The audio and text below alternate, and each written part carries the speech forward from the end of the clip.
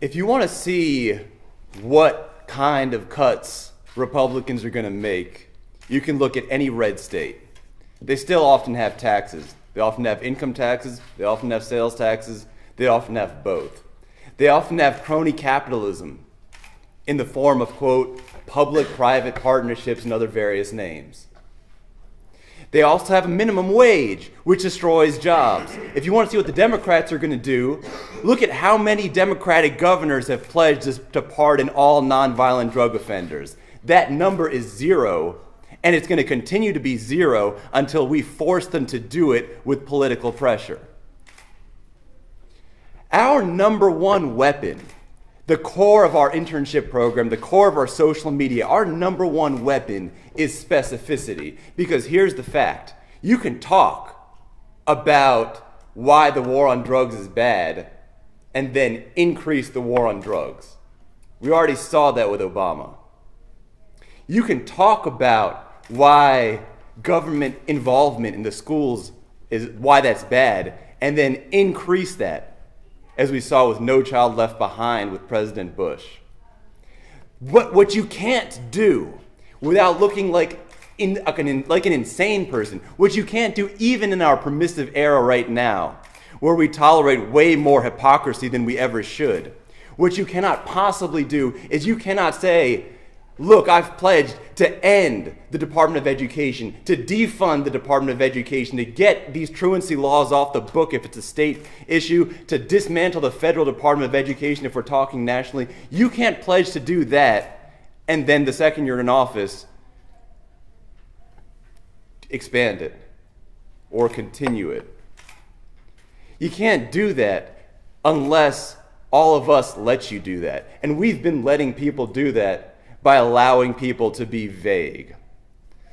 I want to talk to you a little bit about the specific ways that you can get involved in the Libertarian Party and help make the libertarian message and the libertarian brand, small l, big L, whatever, so clear and so unambiguous that it cannot be co-opted. Because as sure as I know anything about politicians, the second something becomes popular, and we've seen through the exponential growth of Students for Liberty that this is getting popular. As soon as something becomes popular, they're going to want to co-opt it. And our goal and our job is to make it impossible to co-opt the brand of liberty without doing the specific actions of liberty. And that means we need to turn the brand of liberty into definitionally the actions of liberty. We need to make it clear that a libertarian is not somebody who believes right before they go to sleep in the ideas of fiscal conservatism or social liberalism. We need to make it clear that the definition of a libertarian is one who abolishes the Department of Education, one who brings the troops home, one who ends the war on drugs. That is the only definition that we should accept, and anything other than that is nothing but smoke and mirrors designed to trick libertarians into voting for statists. There's a web address that you guys should know. It's groups.facebook.com/libertarian-internship. That's our summer internship Facebook page if you want to get involved with that. But because we're extra intense, we started summer internship in February. In fact, it's starting this Monday, but it's rolling. You don't have to start your summer internship in February, but you certainly can. Tell us what to do, right? Exactly. Here's what the summer internship is going to be basically about. It's going to focus on a lot of different areas. It's going to focus on social media. That means getting involved in Twitter and Facebook. It's going to focus also on our radio show. We have a podcast in which we interview candidates, and then we take the good quotes that the candidates make and set them on a pedestal and make it clear that this is the standard for liberty. That the standard for liberty is not saying, hey, here's my new libertarian proposition. My most intense libertarian proposition I can possibly make. Let's give people more time to read the bills. I agree that people should read the bills, but if that's the standard for cutting government, that to me is a joke. That to me is nothing. That's less than nothing. You know what I would like to see? I would like to see a bill that's 2 pages long that says, here are the departments we're going to end. We're going to defund them tomorrow. We're going to shut down the buildings, and we're going to sell them and use that money to pay off our Social Security or our national debt, or just cut taxes. That's the kind of message that I want to see, and that's the kind of message we're going to make happen.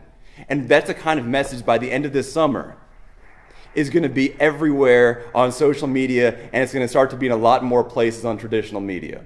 So the first place, facebook.groups.com, or groups.facebook.com/libertarian internship.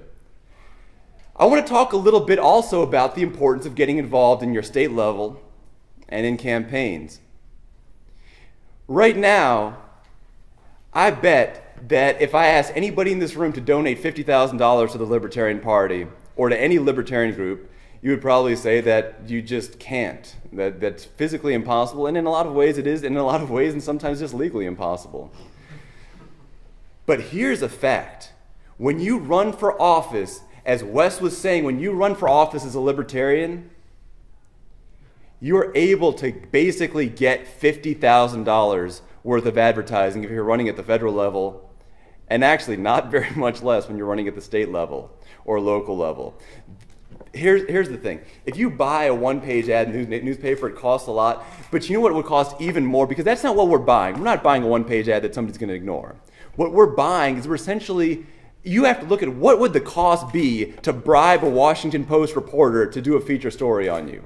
What are the costs of that? Because that's a lot more than $10,000 or $20,000. It's a huge amount more than that. That's what we're able to do. But here are the key things, and this is the other part of the internship program this summer, and this is the other part of getting involved in libertarian messaging that's so important. It's not just the ad, it's what the ad says. So often as libertarians, we just get used to being surrounded by statists so much that we temper our message because we're just tired of fighting and we're tired of being mocked or laughed at. But here's the thing, while it might be okay to be polite kind of one-on-one, in terms of actually setting a libertarian brand, that's not how you build a brand. You build a brand with clarity. You build a brand not by saying, hey, let's think about legalizing hemp. You build a brand by saying, let's end the war on drugs and cut taxes accordingly. You build a brand by saying, you know, we don't need more war. You build a brand by saying, let's shut down these military bases. Let's bring the troops home. Let's stop trying to defend everybody from everybody. And a key part of the internship program this summer is going to be working on candidate messaging. Here's the thing. It is, when you're a candidate, and I've been a candidate 3 times now, sometimes it is just impossible to fill out all the questionnaires that you get. And so what we do, one of the things that we do is we do candidate support. A lot of our interns have already been involved in helping to just write the answer to those questionnaires, and of course the candidates review and make sure they're on board with it. But when they're done through this mindset, which says we're always going to be cutting. In fact, that's if you're one of the libertarian interns, you're going to get used to the ABCs, and the ABCs are always be cutting. If you say a sentence on the media, that sentence should begin with a cut, it should have a cut in the middle, and it should end with a cut, and then it should also talk about why those cuts are good for regular people. Why is it good, for example, to end the war on drugs? Well, you need to make sure you're saying that in every sentence. As we saw with the Sarvis campaign, the media likes to be a little hostile to us sometimes. They like to take things out of context in ways that no human being could possibly ever consider.